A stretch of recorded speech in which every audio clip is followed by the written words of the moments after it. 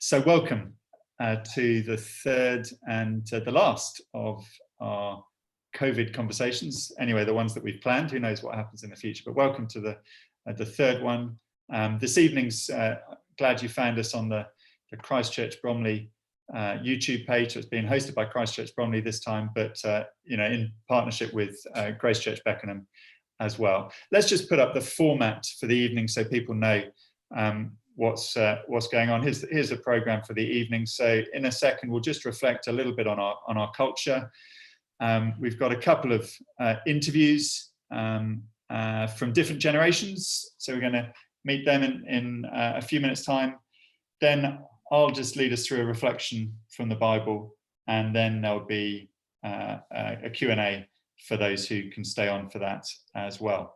And just down at the bottom is how people can ask questions. We'll talk that through later, but that's via this thing called Slido. That worked well the other week, I thought, Matt. Yeah, it worked well, really well. So people could see the questions other people were asking, but it was still anonymous, and you could, if you didn't want to write a question, but you really wanted to hear the answer to somebody else's, you could kind of put a thumbs up next to it and make sure that the most popular ones we made sure the most popular ones definitely got answered. So I think, yeah, it worked well. Great. Well, look, without further ado, let's move to our question this evening, which is how do we find hope in a fragile world? That's our question, and we're talking about fragility, mortality, death. It's kind of, how do you advertise an evening like that? We went for fragility just because it is such a taboo. So well done for tuning in if you are aware of what we're talking about. We hope that this evening will just be a really safe place for us to talk about things that maybe are hard to, that it won't feel like a morbid evening, but it does feel like it's something that needs to be talked about. Matt, is that your observation? People are... Yeah, it's just no one talks about it. Used to work in the wharf, and just everyone just perpetually between the ages of 21 and 65 it just acting as if just death just isn't ever going to happen and never talked about. So we want to talk about it, but we do really want people to leave with hope, which is hard to find. So do stick with us. Matt, what we're going to do, we've planned this first bit that we just start with some reflections on our culture. And I'll just kick off on this, and we'll take it in turns. So I guess we're living in a world that's being forced to face mortality and death, which is such a taboo subject. Previous generations maybe were better equipped to face it than us, and they had an awareness of the spiritual realm, maybe that we don't. We're classically in the West a very materialistic society, so maybe we're less able to cope with it, which may be why we're finding it hard to face. What we'll do now is we'll just share the screen with just 4 approaches that we see in our culture. Here's the first approach that I think we observe, and I'll just take this, which is that we can make light of it. Here's Woody Allen, the writer and director.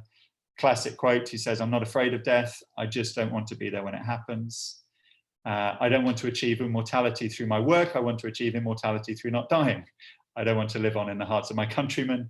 I want to live on in my apartment." So characteristic humour. I think that's the first thing, just that we can make light of it. Matt, then the second one would be that we fight it. So this is Larry Ellison, CEO of Oracle, 6th richest person in the world. Here's what he said: "Death makes me angry. It doesn't make any sense to me. How can a person be there and then just vanish, just not be there?" And Larry Ellison, he's super rich, so he's currently fighting by trying to upload his brain to the cloud so that one day hopefully someone could download it in the future. We don't have that kind of wealth, I guess, but we all try and do it in slightly different ways. Matt, how do you go about trying to... I don't know. It's the gym for most people, and the diets, isn't it? The watercress and the quinoa diet, sort of. I don't know. I don't have the wealth, so that's my best shot, I think. But, someone from church dropped around a really nice pavlova this afternoon, and there was no social distancing between me and that pavlova, so I'm not quite sure the diet is going so well.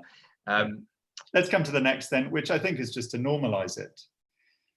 So Francis Crick, famous neuroscientist, said this: your joys and your sorrows, your memories and your ambitions are in fact no more than the behavior of a vast assembly of nerve cells and their associated molecules. And the interesting thing there is he puts the you at the start in inverted commas. In other words, he's saying there is no you.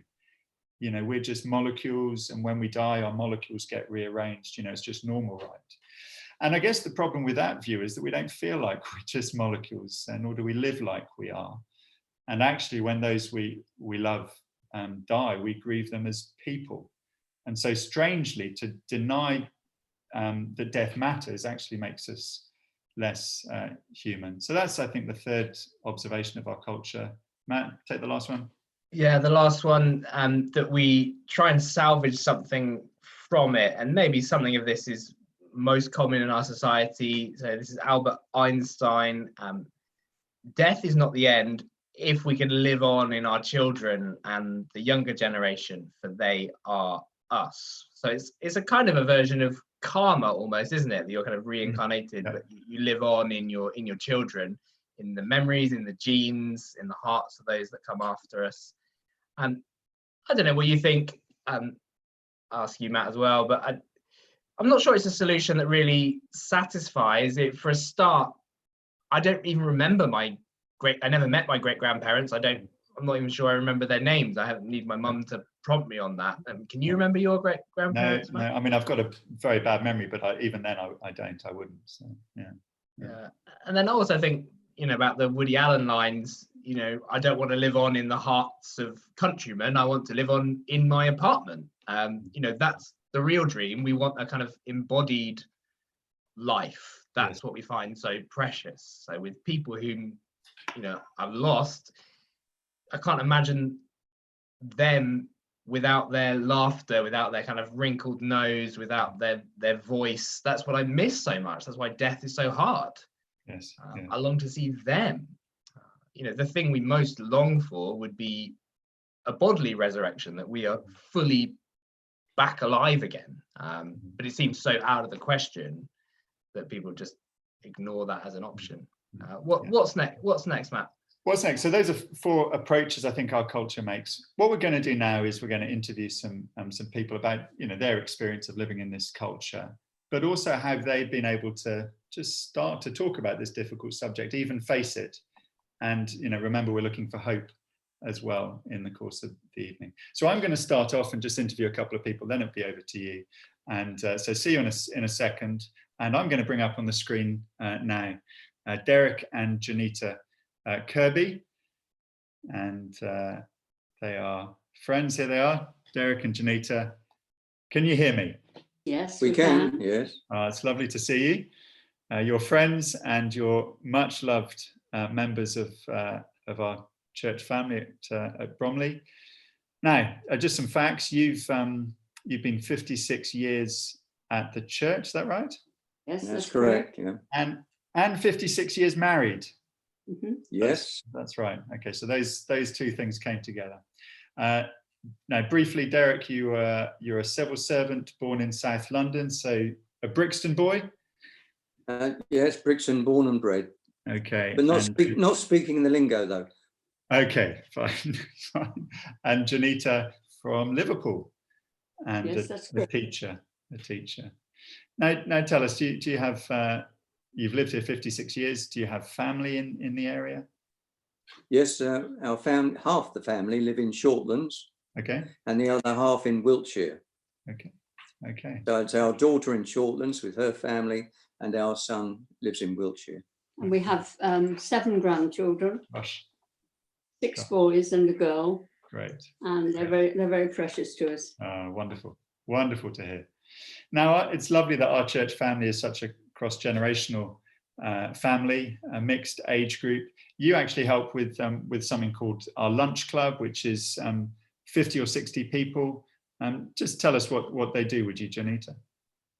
Well, we started it 30 years ago, and it's gone on ever since, with only, I think I could say that we only stop twice in the year. We meet every week, where we provide a lunch for our elderly citizens, We provide Bible studies, events, activities, visits, and 3 services a year in church. And we also care for these people, and they are very precious to us. Yes. And we have a good team of workers there working with us. And you would have done things like a beach trip at this time of the year, wouldn't you? But we might have done years ago, yes. Okay. But it's been a hard, you were telling me that it's been a hard time for you all not seeing each other for that age group. You're sort of phoning around each other. Yeah. Yes, we phone many of the lunch club members just to keep in contact. It's, I think it's very necessary. Yeah, and particularly in these times of isolation. But you were saying as well to me that some have sadly died in the last couple of months as well. So just a hard, painful experience these last few months for you. Now, you of course went into lockdown before us. Just tell us a bit about how lockdown has been for you. What have you been up to, Derek? Do you want to start? Yes, I've been working a little bit in the garden, and I think you know something about the visitor that I had. Tell us about the visitor. Well, that was a rat that was pinching all the nuts that I fed to the birds. Okay. And anyway, I think we've persuaded him to go on vacation. Okay. We'll ask no more questions, but your lockdown has been a sort of a one-on-one battle with a rat. Juanita, how about you? For a while, certainly. Okay, Juanita, what? Well, having an unstructured day was something that I planned each day to have a project, and I think I did it for about a week or two, and then it's rather slipped, and I think I'm getting a little bit lazier. It's been obviously an opportunity to get jobs done, but I think one of the things that I've thought of is I've appreciated the kindness of people. We have really been very blessed with good friends, good family, good neighbours who've helped us, who've provided our shopping, left it on the porch. We've had short walks around the housing estate. I think we've really been very blessed, and it's been a time too of reflection, just to be able to think what are our real values in life. Juanita, you were saying to me that you're worried that you've forgotten how to shop because so many people have done it for you. Yes. I think I'm going to leave. I think I'll let people do my shopping for the rest of the time. Well done. Now, we're interviewing you in part to get an older person's perspective, if you don't mind me putting it like that, and just across the generations. Can I ask, do you feel more vulnerable? Have you been scared in these months? Derek, would you start? No, I don't feel vulnerable. I've taken the various precautions of keeping distance and so on. But if I'm to be absolutely honest, no, I haven't felt vulnerable. Well, we're all different, aren't we? So different temperaments. Yeah. Thanks, Derek. Juanita? I don't think I have. I have been a little bit scared for people. I've been concerned. Perhaps concerned is better for the younger members of our family when they were going up to work. And I've thought a lot about people in flats with no gardens. We are very fortunate, and we've been so blessed.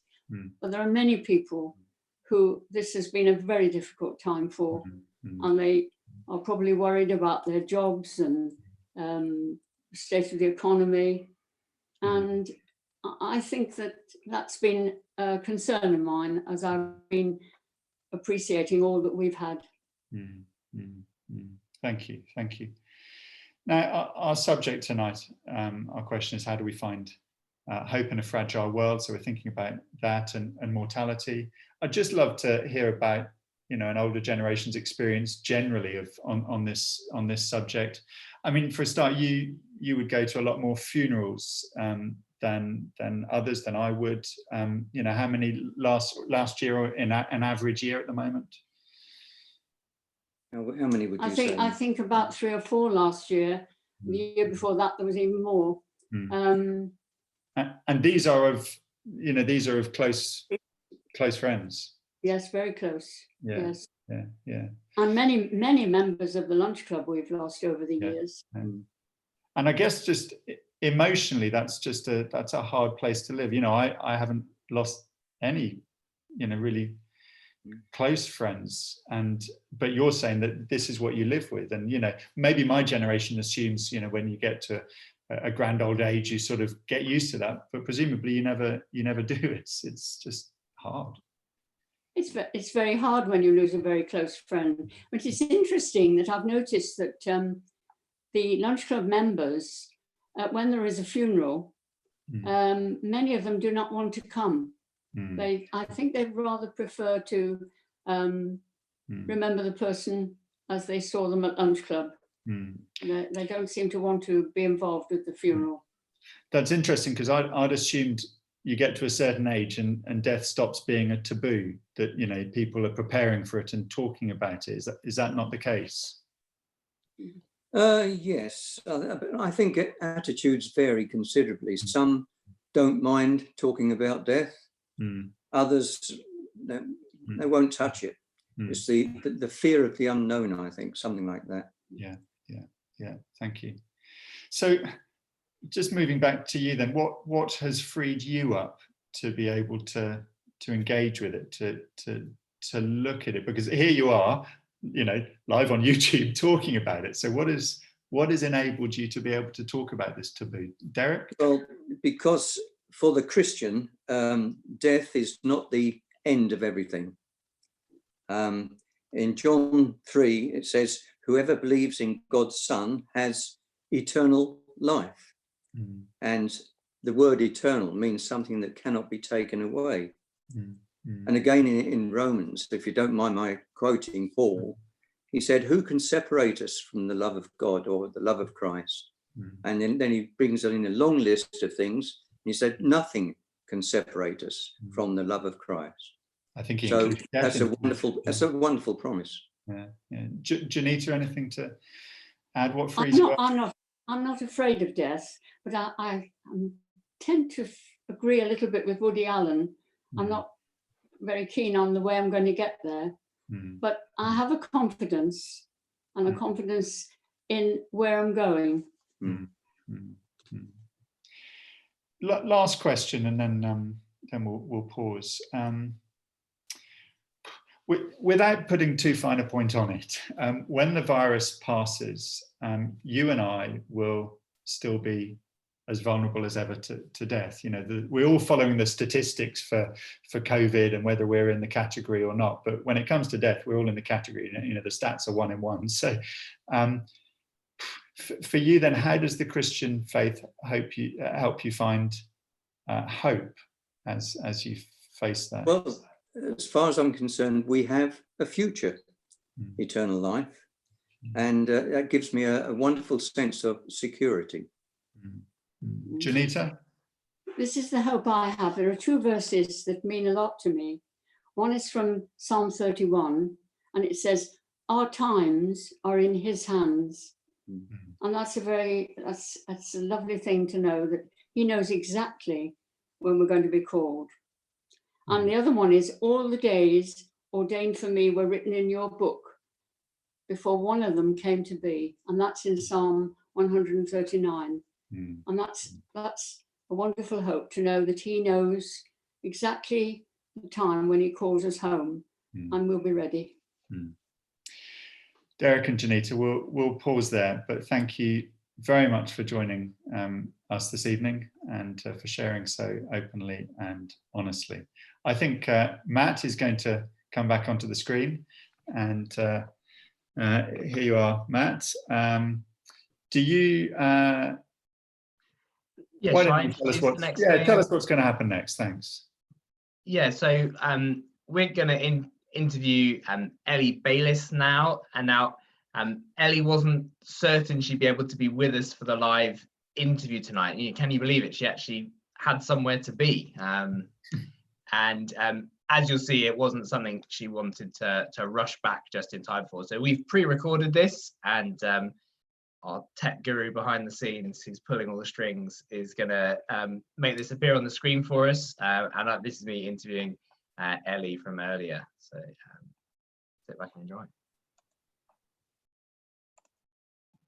Hi, well, welcome to this interview with Ellie Bayliss. Ellie, welcome. Tell us a bit about yourself. I'm Ellie. I became a Christian when I was 16. I'm married to Richard. We live in Beckenham, and I work for an organisation called Release International, which is a charity that supports Christians around the world who are persecuted for their faith. And how long have you been married to Richard for? It's a big day today. Yeah, it's 3 years today. So, 3 years today. Congratulations. Thank Congratulations. you.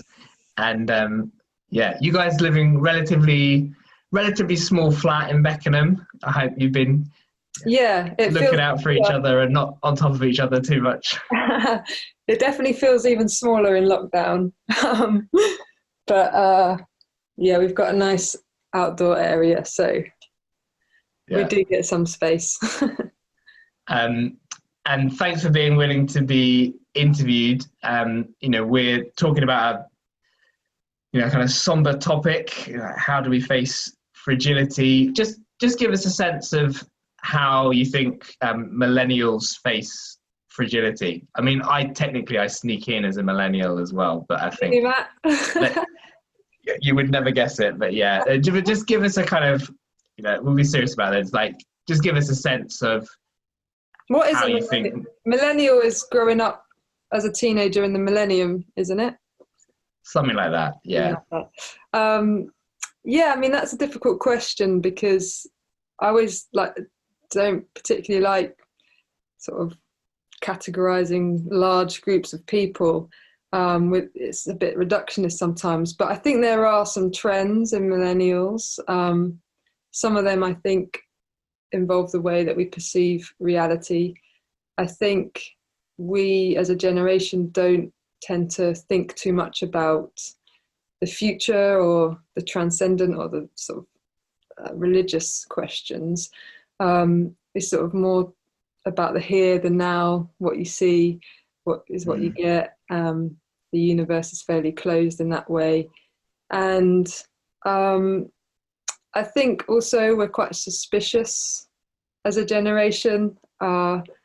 So we sort of want to avoid conclusive answers about big picture questions. So I guess death is the ultimate question, the ultimate mystery.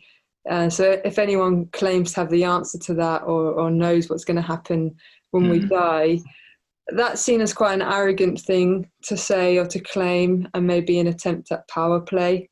I think another thing for not just millennials, but for anyone in the West, is that death is sort of hidden. It's not something we experience or see as much as previous generations or people from other areas of the world. So many of us won't have really experienced it until perhaps the loss of a grandparent in our 30s.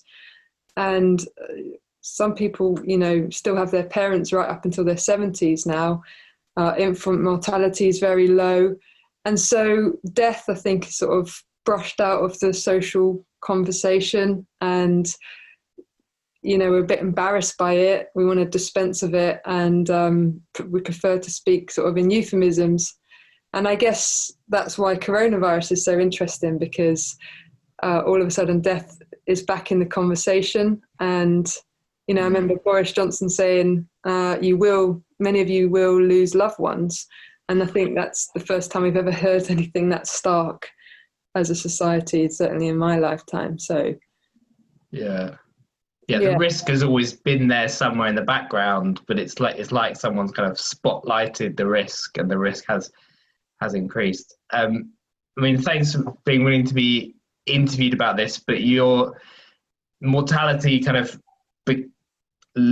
was writ large and was a big question for you, and is still a big question for you. Just tell us a bit about your experience. Yeah, so I was sort of happy-go-lucky, here and now, sort of typical millennial.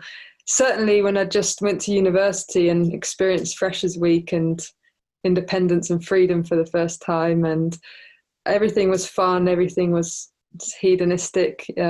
It was Manchester, was it for you? Yeah, Manchester, which I went to purely because it was just so fun.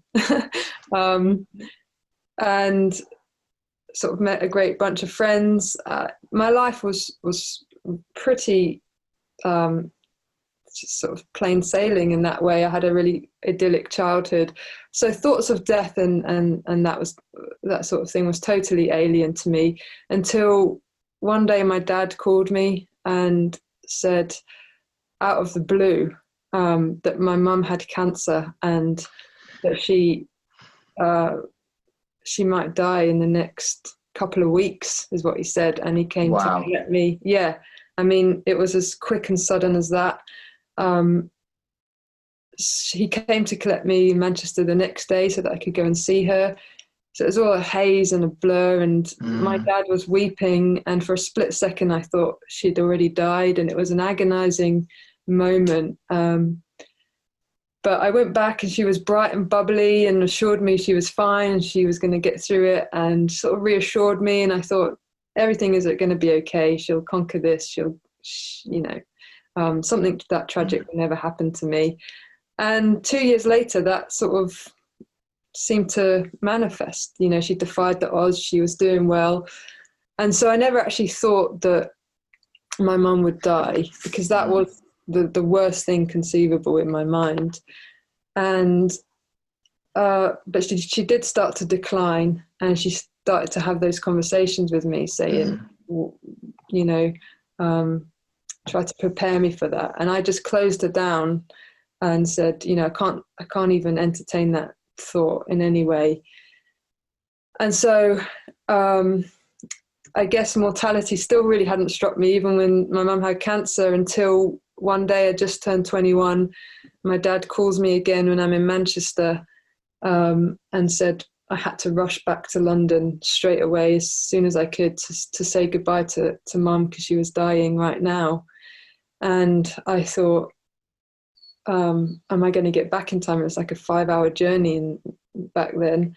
And I literally left the house in my pajamas and just begged God to help me get back in time. And I did, thankfully. I opened the door and just saw my mum lying there, dying. And it was the worst sight I've ever seen.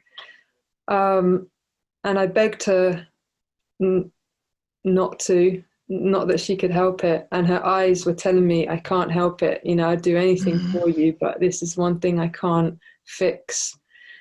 And so I had to sort of calm the hysteria in me for her sake at that moment and let her go. So I said goodbye. I said, I love you. I said, go and be with Jesus now. And I said, I'll see you there later.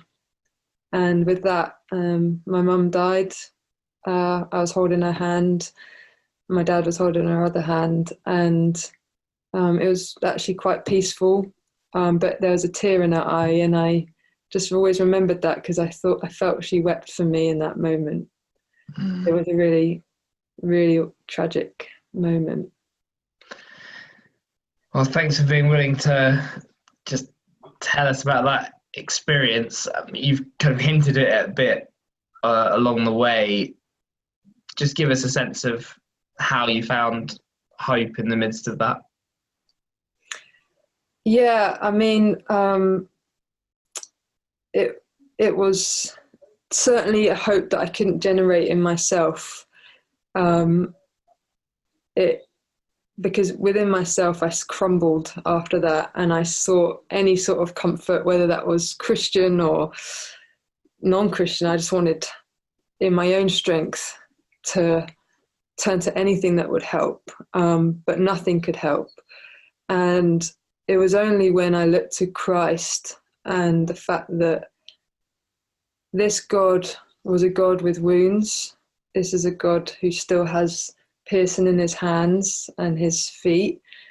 And this is a God who had entered human history and who knew what it was to be human, knew what it was to have sorrow, knew what it was to feel rejection and grief and pain and and to weep.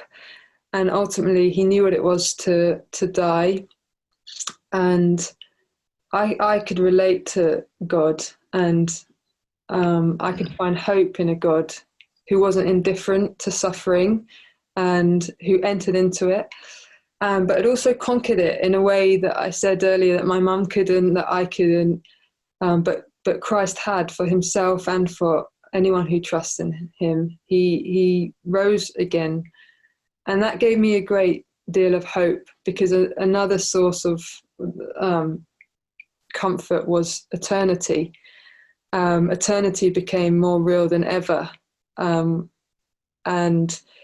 suddenly everything took on a new meaning. And every song that I listened to, every film that I watched, flowers and sunsets and Bible verses and sermons, they were also thick with substance and weight to them. They all pointed to something beyond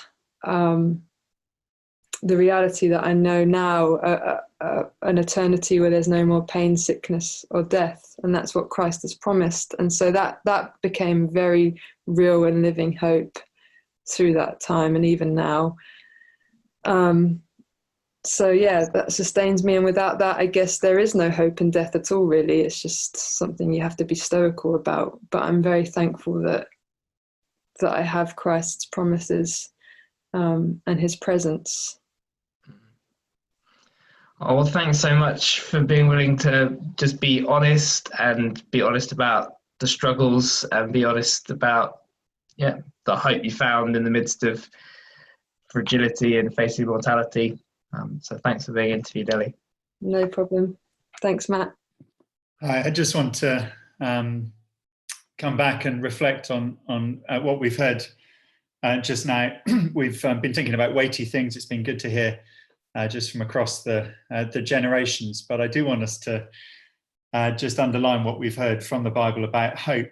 Our culture really says that we're free without God. The Bible's take on that is that we were made for the environment of a relationship with God, like whales made for the ocean. And when we break out of that relationship, we're not more free. Actually, we surrender our freedom like beached whales. And one of the proofs of that, I guess, is that we're trapped in our fear of death. That's how the Bible lovingly puts it, that we find we can't even talk about the one thing that we know will happen to us all. And so I guess it turns out that we're not as free as we think. And so I wonder if it might surprise us that those who follow Jesus are free. Our culture would maybe assume the opposite, that they're slaves. But perhaps just listening to those interviews, we've started to catch a glimpse this evening that those who trust Jesus are free to engage even with talking about death and facing it. And the reason for that is that they have hope beyond the grave. I just want to look at one verse of the Bible. We've heard a number this evening from Ellie and Derek and Juanita, but just one verse that will come up on the screen from a New Testament book called 1 Corinthians. And it says this: "If only for this life we have hope in Christ, we Christians are of all people most to be pitied. But Christ has indeed been raised from the dead, the first fruits of those who have fallen asleep." So the Bible never normalizes death. It says that it is a terrible invader into God's good world. It severs relationships.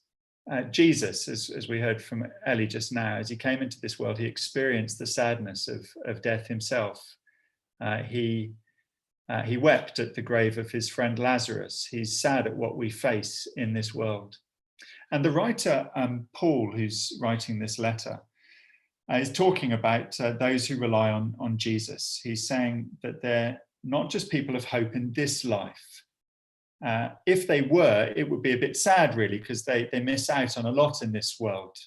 Ellie works with persecuted Christians around the world who experience great hardship for their faith in Christ. Now, the writer is saying that there is hope beyond this life. And Paul makes that clear in the rest of the chapter, that he's not talking about a hope that's just sort of floating around on clouds, but actually the resurrection in a body with personality, the resurrection that we long for, the one that Woody Allen sort of hinted at. I've got a photo album just here, and photo albums are great, aren't they? They're full of such happy memories, and this one, you know, has photos of those memories. But some of the photos of some people stop, as we know, as people die, the photos of them stop. And I guess the question we're asking this evening is what if there was a possibility of a photo album that never ends? You know, where we could go on making happy memories forever in a world of no evil, no tears, and no death. I think deep down we long that would be true. And the Bible says that really is the real hope that we're talking about this evening. Now, even as I say that, of course, you know, we don't want to play games with emotions. It sounds wonderful, but it would be cruel to hold out that hope, you know, for someone like Ellie, you know, to let her run with that hope if it was just a pitiful myth. You know, she says to her mum, "I'll see you later," but you know, is it just a myth? Well, we need proof, and the Bible says that there is proof. That's what it goes on to say in that verse. If I read it again, it just says, "But in fact, Christ has been raised from the dead." That the writer's claiming that it is a fact of history that Jesus rose.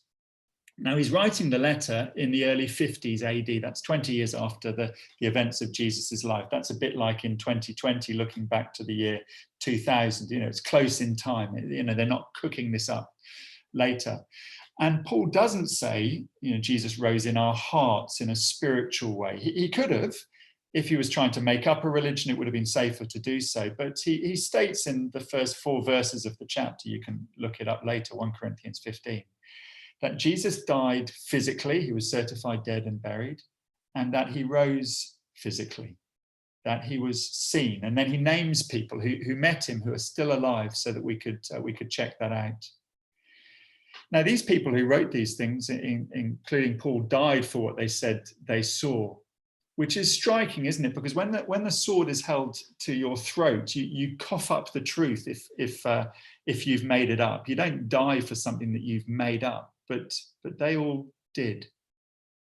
And so the question is, well, if it's true, what difference does it make? And I think we've really seen a glimpse of that this evening, and I'm just underlining that. We've heard that Jesus faced down death, that he conquered it. That's how Ellie put it, that he beat it, that he entered into this world, experienced the grief, but that he won a victory over our death if we'll let him. And these verses say that Jesus's resurrection guarantees ours. He's, as it says, the first fruits. And when you've got the first fruits of grapes, you know that the full harvest is going to come. And so the Bible says that we will all be raised. And for those trusting in Jesus, it will be as if we've fallen asleep, but it will then be really us, perfected in a new physical body. And for those in friendship with Christ, it will be the start of enjoyment of what the Bible describes as a wedding banquet in eternity, in the presence of God himself. And that gives real hope to live with. That's why Derek and Juanita can say that life is not the be all and the end all. That's why Ellie has a hope of seeing her mother again, even though life is hard, that eternity will bring recompense and reunion. In an article in The Guardian in 2017, the comedian Eddie Izzard talked about the death of his mother when he was 6 years old. Very movingly, he said, "Everything I do in life is trying to get back to her." And then he said this, he said, "It would be nice if just one person came back and let us know that it was fine, all confirmed. Of all the billions of people who have died," he said, "if just one could come back through the clouds and, you know, say, it's me, Janine, it's brilliant, there's a really good spa, that would be great." He's funny, he puts it well, but there's a point here. This is the Christian claim, that one person, Jesus Christ, has come back. We'd never have heard of this son of a carpenter if he didn't. And maybe we assume that this is too good to be true, but the claim of the eyewitnesses is that this is not wishful thinking, but a fact of history. And many haven't examined the evidence for themselves. And so maybe like Eddie Izzard, that we miss out. So just as we wrap things up and we move to Q&A in a second, I guess we just want people to hear that this is the hope that's available for anyone. We've heard of from Christians this evening, and maybe we hear that word and we assume that that's a group of special people, maybe can feel smug in themselves. But a Christian is just a very ordinary, flawed person who knows that they've pushed God out and who's turned from self back to God for forgiveness and a fresh start. And that simply means that this hope we've been hearing about this evening is for anyone who's watching who turns back to God. We can simply talk to him and receive that wonderful hope. And maybe from what Derek and Juanita said, maybe we think about this when we're older, but maybe it'd be wise not to put it off. Doesn't sound like everyone's talking about it at that age. So maybe it'd be wise to think about it sooner rather than later. And we'll hear how we could in a second. Matt, can you just join me back on the screen here? Yeah. And, just before we have Q&A, as I said, people assume that this evidence is lost in the mist of history, but it's available today to be examined. Just tell us where we can access it and other steps forward. Yeah, so just if people want to take another step, and we really encourage them to, one would be to just watch some more of these interviews. If you go on the Grace Church Beckenham YouTube page, search that, you'd find previous recordings of previous interviews available online, and there's a couple there you can see. But I guess a big next step we'd be plugging is just that people read one of the eyewitness accounts for themselves, actually look at the Bible for themselves. You find so many people haven't actually done that, and one place to start would be a resource called the Word 1-to-1 that's up there on the screen. And you'll see on one side of the page are the actual words from John's account of Jesus' life. And then on the other side of the page are some notes to just help anyone reading through, just spot some things that are in there and just underline a few things for us. And it's something that you could do for yourself. But yeah, it's called the Word 1-to-1, and then it's works on its own, but it's designed that as you journey through, you kind of take someone else along as the passenger, or you journey together. Matt, this is something that you've done with different people. Like, how do people find it normally? Yeah, people find it just a great opportunity to examine the evidence for themselves, and people I think it's just great for people to try the first one and see how they find it. And many who try the first one want to keep going. So at least, I'd say at least give it a go. Yeah, that's definitely been the case with my friend. Just wanted to keep coming back, wanted to keep looking in. Well, we're so convinced that it's a helpful resource. We're going to try and get the ball rolling for some. So we're going to run a sort of session 1, 40-minute walk through the first episode of John's biography of Jesus, and we're going to do it on a Zoom webinar. So that means you'll be there as an unseen observer. Only the leaders will know who's on, but it includes the chance to ask questions, and that's going to be Wednesday the 3rd of June at 8 p.m. and Matt and I will lead the evening. And to register, you just need to go to the Grace Church Beckenham website. And you'll find the registration link there, and that will come around in emails if you're linked in with Christchurch Bromley, and that will appear on the Christchurch Bromley website as well. So just to double check on that, we're saying that that's just something people observe. You're not participating or appearing on a screen. It's just similar to this. You and I on the screen, and there. Yeah, similar to this. I think it's we'll do Q&A inside the Zoom webinar, so it's just it's a better way of doing that, but yeah, it'd be great to just try a way that people could try it for themselves, and just see that for themselves. Good, I'm looking forward to it. And then, so now it's time for Q&A. I think there's a slide up here just to explain how this is gonna work. We've got some questions already and more coming in. Can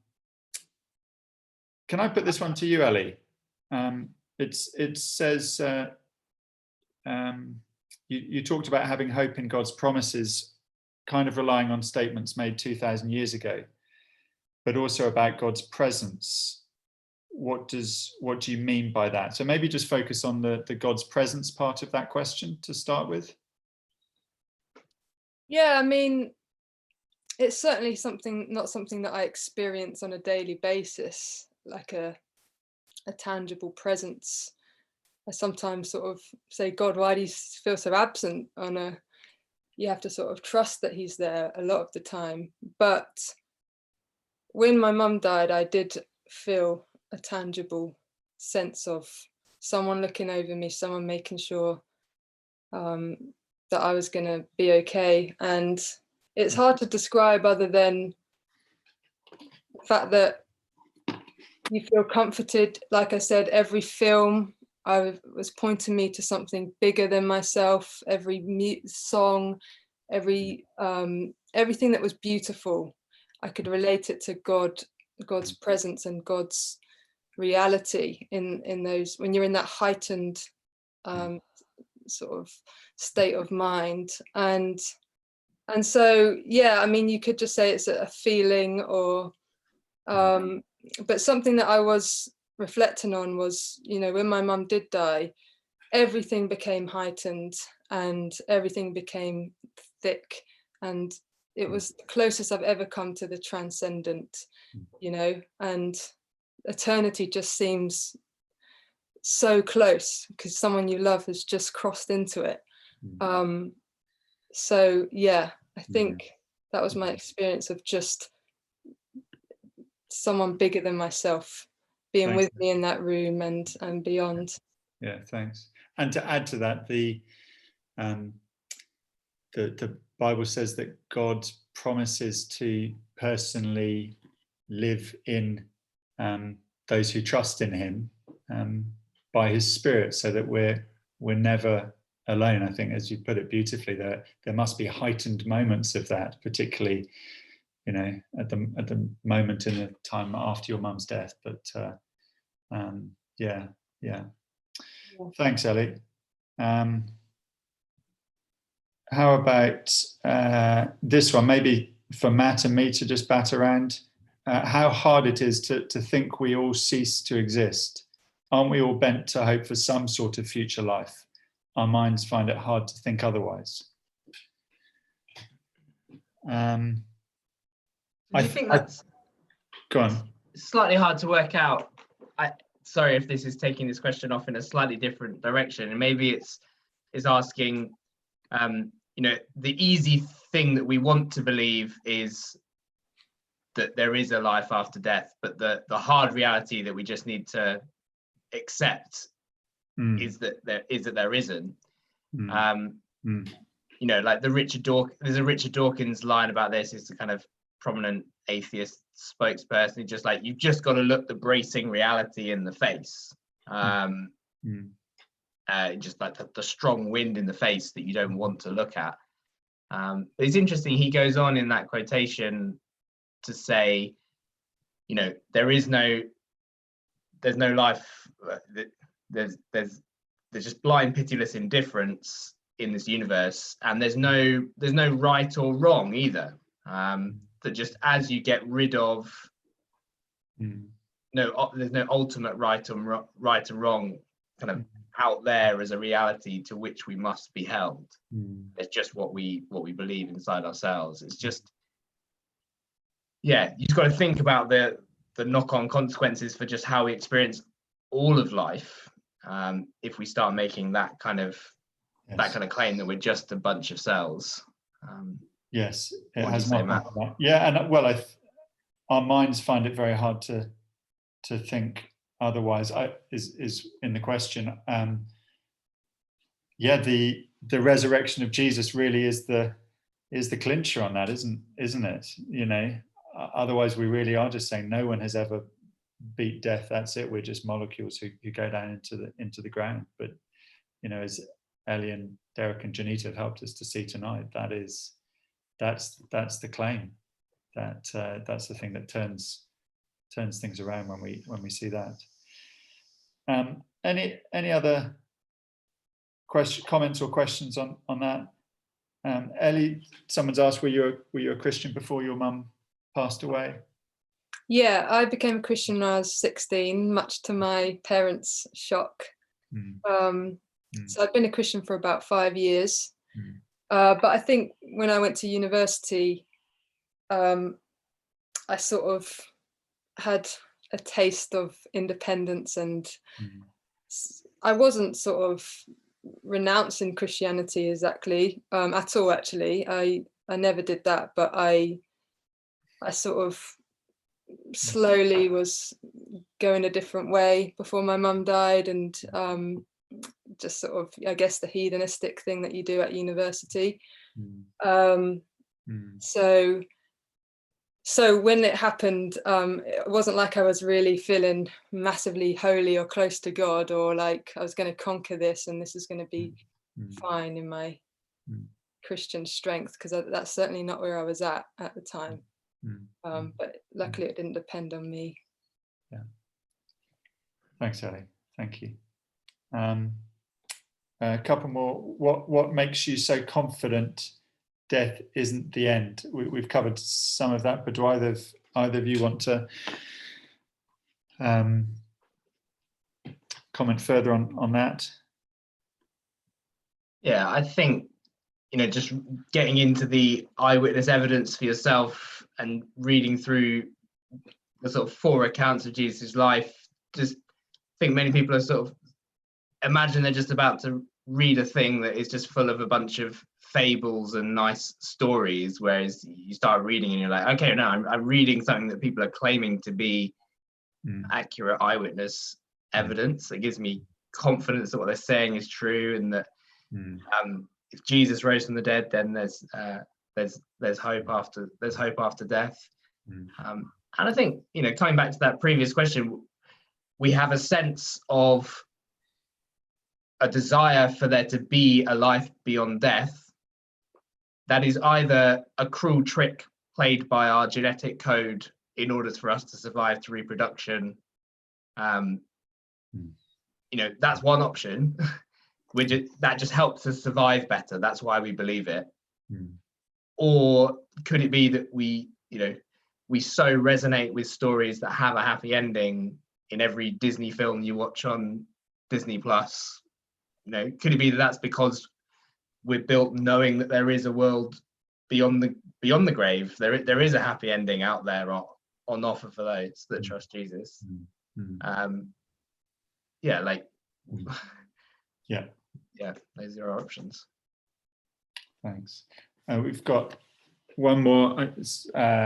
We've hit 9 o'clock, so some are maybe tuning out, but stay if you can. Let's try and take this one. Why do some people die at an early age? I think that's a really hard question to begin to answer. I don't think we know or are told from this side why it happens in that way for any of our stories. I guess a question related to that or behind that might be, given that and how painful that is, can we still trust God and find hope? And I guess what we've been saying in these last 3 weeks is we can trust God. He loves us enough that he sent his son to the world, and that there is hope even in the searing pain of losing someone at an earlier age than we would love it to be. And Ellie, you've spoken powerfully on that this evening. But I think that's a hard one to answer, the specifics of why. Anything just to add on that is? Yeah, I mean, I grapple with that still, because there's so many times when I want to call my mum and I say to God that, you know, this isn't fair. Like other people have their mums, that I want to call my mum. Why? And I never get an answer, you know. It's not an academic question really, but it's a sort of a sort of cry to God, more than a sort of intellectual question, because I do know everybody will die, and Yes. nothing in this world will last. And so sort of intellectually, I know I could have never have kept my mum forever, ever. But the pain of losing her constantly makes me ask God, you know, why? And the answer that all I get is, you know, you have to trust me. You have to trust that I love you. And I think that's been my biggest fight, that I have to trust that despite what, you know, that my life isn't quite how I want it to be. I want my mum in it. I had to sort of battle with God and say, do you really love me? Because if you love me, you wouldn't have done this. And I really questioned God a lot on that. And I stopped believing he loved me for a while. And I think the answer was always, look what I've done for you. I died for you. If I'm not going to do that and then just give up on you. So I had to really train myself to not look at my suffering or my longing for my mum as an indicator as to whether God was trustworthy or that he loved us. And if people wanted to think about that in a bit more depth, they could watch some of the previous COVID conversations. I guess that would, they've not looked at death, but they've looked at issues of, you know, why has God allowed this to happen in my life? And there has been just that drive to say, yeah, the Christians, at points it just looks impossible that God loves us by what he lets happen in our lives and what he lets happen in the world around us. But it's even more impossible that God would love me enough to die for me as Jesus died on the cross, and then somehow change course and plot to harm me. Just God doesn't change direction like that. Thanks both. Thanks, Ellie, for that really helpful and honest answer at the end. Well, we're after 9 o'clock. I think we'll just wrap it up there. Matt, just by way of final reminders, if people want to take things forward, the websites of both churches would be good places to go to: Grace Church Beckenham and Christ Church Bromley. And the 3rd of June is that webinar on the word one-to-one, and people can find that on the Beckenham website.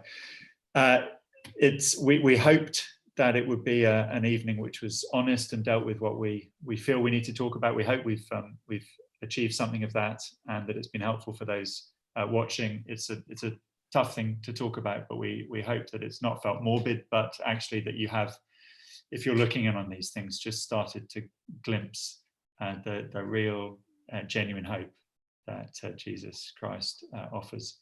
Ellie, thank you for joining us. Derek and Juanita, thank you for joining us, and thanks very much to those who've been watching tonight and in previous weeks. So goodbye from us, and hope to see you soon.